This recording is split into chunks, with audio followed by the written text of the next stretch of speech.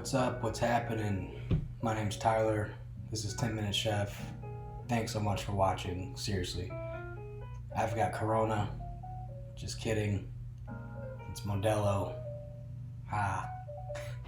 But not just any Modelo. Modelo Especial. The best kind of Modelo. I don't know. What am I trying to get fucking sponsored? I don't know. Today we did a turkey leg dinner. I really don't know what to call it. This is what you would call a chef-inspired dish, I suppose. I don't even like that term.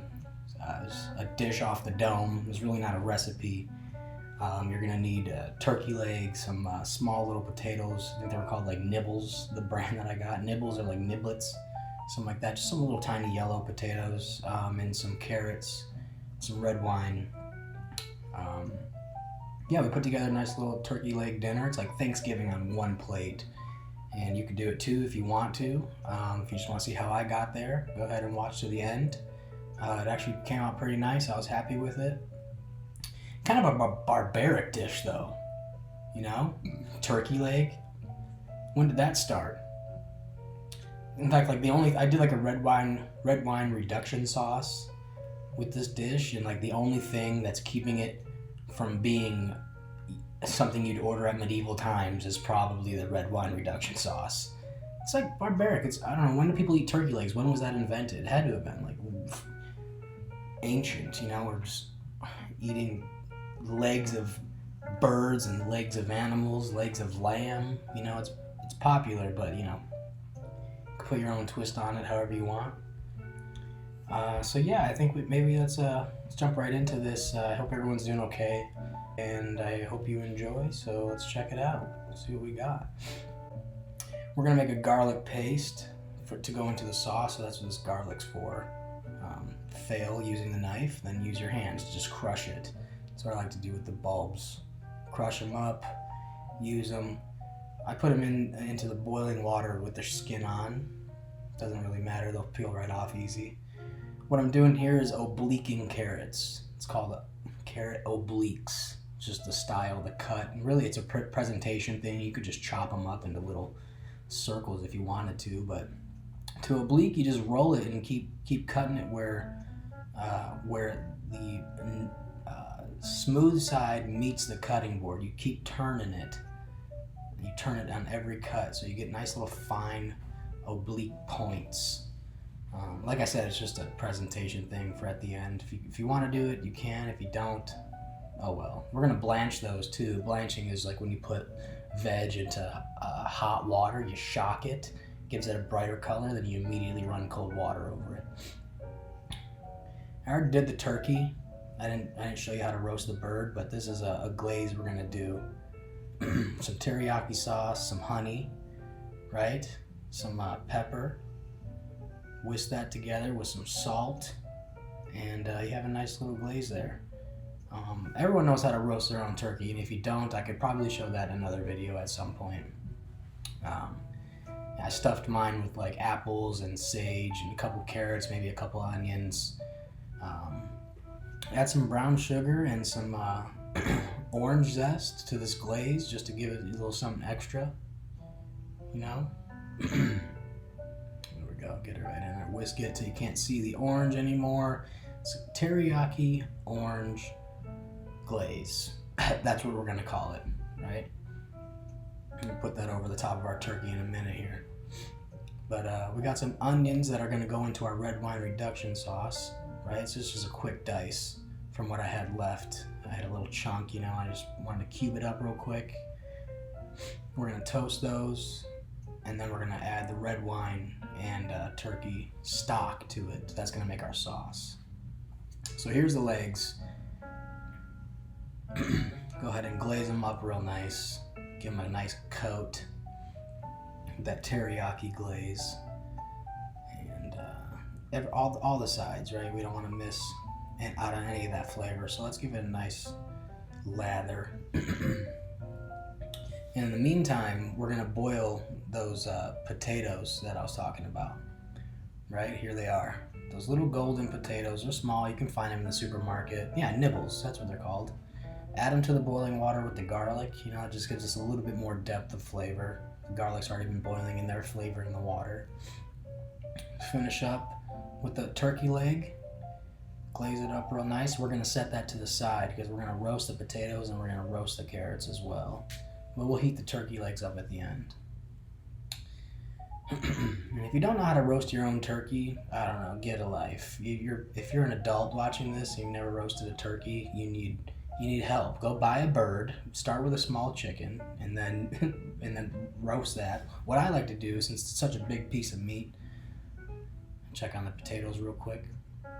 They look about ready, you know, give them a little bit more time here. And then we're going to blanch. See, they're blanched. We're going to run cold water over it. So for the turkey, though, what I like to do is I like to start it high, like 400 degrees in the oven, just give it a nice shock depending on the size of the turkey. And we can cut it back from there and let it slowly work its way down in temperature for however many hours the poundage requires. So these are real soft now, these garlics, right? We're just going to peel them out of their jackets. Could cut off those little stems on the garlic, but I didn't in this case. I just kind of mashed them all together. This is that garlic paste. It's going to blend into our sauce real nice. With the garlic paste, we're missing out on that edge, that raw edge. It's just nice, dull garlic flavor, nice and smooth. After we've cooled off our potatoes, let's add some olive oil, some salt, some pepper, mix them up, and then we're going to throw them in the oven. I think it's at like 375. Some onion powder, garlic powder if you got it, just for an extra little kick. Doesn't matter. Yeah, finger them up. You can use fingerlings in this case too. That probably would have been a better look. Eat fingerling potatoes, right? Put them on a nice lined baking sheet. Put them in the oven. Our water's boiling. Let's go ahead and add our carrots to blanch. Right, nice and hot. We're gonna shock those. They're gonna get brighter. You can see it right there. It just got brighter. Add some salt to that water, because I didn't yet. I should have done that before. Give those a quick second. Let them pressure cook for a moment. They're a little softer than when we started with them. Just a brief flash in that boiling water. Spray them down with some cold water. Look at that. They're nice and shiny, nice and bright. In color. Same thing. A little bit of olive oil, a little bit of pepper, a little bit of salt. No garlic or onion on these. Potatoes have already been working in the oven. Let's go ahead and add the carrots to that. All right, we'll let that all cook together. It's not going to hurt it. It'll only benefit it. Mix them up. Give them a nice surface. Put them in the oven. We're going to forget about them. So that's the turkey stock I used for red wine reduction sauce, right? I used the carcass of the turkey, 1 cup to 1 cup, equal parts. Then we let that reduce down. Except I'm an idiot and I forgot the white onions, so let's take that out real quick. Put some oil in the pan. Add some of that diced onion, that white onion. Mix it up till it's nice and toasted. And then once those are soft and cooked pretty thoroughly, we're gonna add that the red wine and the turkey stock. So that's 1 cup of stock, 1 cup of red wine, and this is elapsed time, so it's gonna cook down. We'll let that cook down, stir it up, let it sit. It's gonna come to a boil. We're gonna continue to let it boil. There's the garlic paste. Yep, let the garlic paste be stirred, get that stirred in nice. Here we go. Now this is time going by pretty quick. Check on your potatoes and carrots at some point if you can. They're not done yet. Check on your sauce. You can already see it's almost a quarter of what it was, right? This is just naturally what happens when you reduce wine and turkey stock together. I like to finish my sauce with butter. That just gives it that viscosity, that nice shine you're looking for. There, look at that. That's about half, maybe more of what we started with. So now we gotta strain it. Look at how thick it was. We started with 2 cups. Now we have about 1/4 of a cup. So we really brought it down. It's nice and thick. Now, those are the onions left over. We're straining them into a bowl that's underneath. Press all that juice out. There is some hidden juice in those onions, and that's what they're for, to give that little extra depth of flavor. Right? You could do it without it. It's not required. But I did use onions, and I finished with that butter to give it a nice shiny look. All right, so at this point, our turkey legs in the oven, heating up. Our potatoes and carrots are finishing up. Our sauce is being strained, nice into a bowl, and we're gonna plate. All right, we'll go ahead and get that sauce on the plate. Look how thick that is. That's good. Exactly what we're looking for. So we're gonna put a nice base of the sauce in the center of the plate, or however you wish. Add some of those potatoes that came out of the oven, very hot, very fresh. And I made a little bed for this turkey leg, just a kind of a, like I said, the chef inspired look I had, but you can put it all, just slop it on the plate if you want, or get creative at this point. Lay it on there. Now don't forget, we got carrots and potatoes, so we're gonna make room for everything.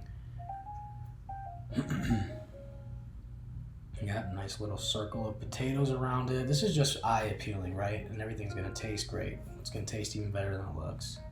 Some carrots are nice oblique carrots. Yeah, look how they look at the end. You should always have the end presentation in mind when you start a dish. I mean, know the basics, but if you're know you're headed somewhere with the dish, do that. Do what it takes to get to whatever you're picturing in your head. Last but not least, we want to clean that plate. Now, if we're gonna serve it, we want it cleaned up. Yeah, and that's it. Bunch them up, give it some height, and that's about it, man. Simple as that. 10 minutes. That's all it took. You're a better chef now than before you watch this. That's for damn sure. All right, you can use these tips. You can use these little tricks and secrets that I do, or come up with a dish of your own. Roast a whole turkey, tear off the leg like a fucking barbarian, bite into it. You don't even need a plate. Just however you want to get there, whatever gets food in your belly.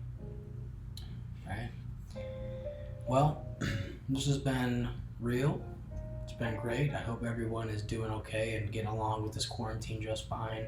Hope we're eating some great food and spending some quality time with ourselves, and really just focusing on getting through all this.